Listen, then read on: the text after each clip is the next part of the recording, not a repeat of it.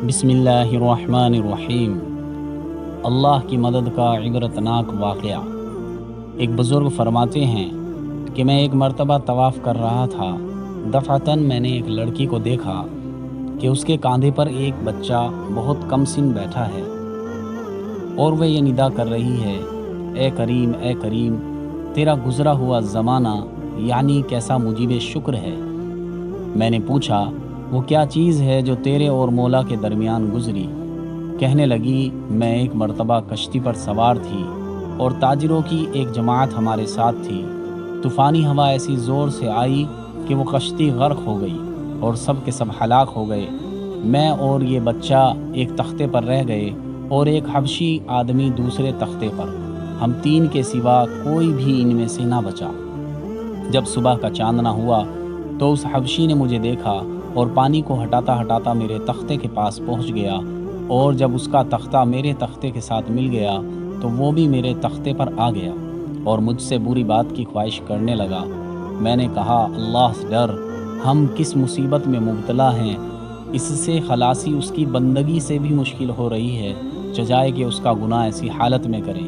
کہنے لگا ان باتوں کو چھوڑ، خدا کی قسم یہ کام ہو کر رہے گا۔ یہ بچہ میری گود میں سو رہا تھا۔ میں نے چپکے سے ایک چٹکی اس کے بھر لی جس سے یہ ایک دم رونے لگا۔ میں نے اس سے کہا اچھا ذرا ٹھہر جا، میں اس بچے کو سلا دوں، پھر جو مقدر میں ہوگا ہو جائے گا۔ اس حبشی نے اس بچے کی طرف ہاتھ بڑھا کر اس کو سمندر میں پھینک دیا۔ میں نے اللہ پاک سے کہا اے وہ پاک ذات جو آدمی کے اور اس کے دلی ارادے میں بھی حائل ہو جاتی ہے، میرے اور اس حبشی کے درمیان تو ہی اپنی طاقت اور قدرت سے جدائی کر، بے تردد تو ہر چیز پر قادر ہے۔ خدا کی قسم میں ان الفاظ کو پورا بھی نہ کرنے پائی تھی کہ سمندر سے ایک بہت بڑے جانور نے منہ کھولے ہوئے سر نکالا اور اس حبشی کا ایک لقمہ بنا کر سمندر میں گھس گیا، اور مجھے اللہ جل شانہ نے محض اپنی طاقت اور قدرت سے اس حبشی سے بچایا۔ وہ ہر چیز پر قادر ہے، پاک ہے، اس کی بڑی شان ہے۔ اس کے بعد سمندر کی موجیں مجھے تھپیڑتی رہی یہاں تک کہ وہ تختہ ایک جزیرے کے کنارے لگ گیا۔ میں وہاں اتری اور یہ سوچتی رہی کہ یہاں گھاس کھاتی رہوں گی، پانی پیتی رہوں گی، جب تک اللہ جل شانہ کوئی سہولت کی صورت پیدا کرے، اسی کی مدد سے کوئی صورت ہو سکتی ہے۔ 4 دن مجھے اس جزیرے میں گزر گئے۔ 5ویں دن مجھے ایک بڑی کشتی سمندر میں چلتی ہوئی نظر آئی۔ میں نے ایک ٹیلے پر چڑھ کر اس کشتی کی طرف اشارہ کیا اور کپڑا جو میرے اوپر تھا اس کو خوب ہلایا۔ اس میں سے 3 آدمی ایک چھوٹی سی ناؤ پر بیٹھ کر میرے پاس آئے۔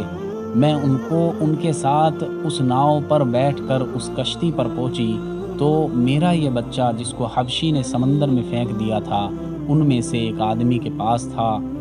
میں اس کو دیکھ کر اس پر گر پڑی۔ میں نے اس کو چوما، گلے سے لگایا اور میں نے کہا یہ میرا بچہ ہے، میرا جگر پارا ہے۔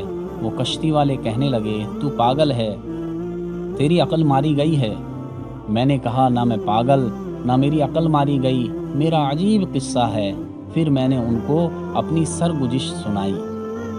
یہ ماجرا سن کر سب نے حیرت سے سر جھکا لیا اور کہنے لگے تو نے بڑی حیرت کی بات سنائی، اور اب ہم تجھے ایسی ہی بات سنائیں جس سے تجھے تعجب ہوگا۔ ہم اس کشتی میں بڑے لطف سے چل رہے تھے، ہوا موافق تھی۔ اتنے میں ایک جانور سمندر کے پانی کے اوپر آیا۔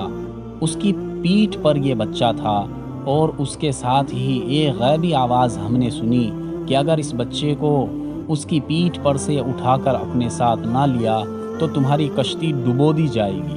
ہم میں سے ایک آدمی اٹھا اور اس بچے کو اس کی پشت پر سے اٹھا لیا اور وہ جانور پھر پانی کے اندر چلا گیا۔ تیرا واقعہ اور یہ واقعہ دونوں بڑی حیرت کے ہیں، اور اب ہم سب عہد کرتے ہیں کہ آج کے بعد سے اللہ جل شانہ ہمیں کبھی کسی گناہ پر نہ دیکھے گا۔ اس کے بعد ان سب نے توبہ کی۔ وہ پاک ذات کتنی مہربان ہے، بندوں کے احوال کی خبر رکھنے والی ہے، بہترین احسانات کرنے والی ہے۔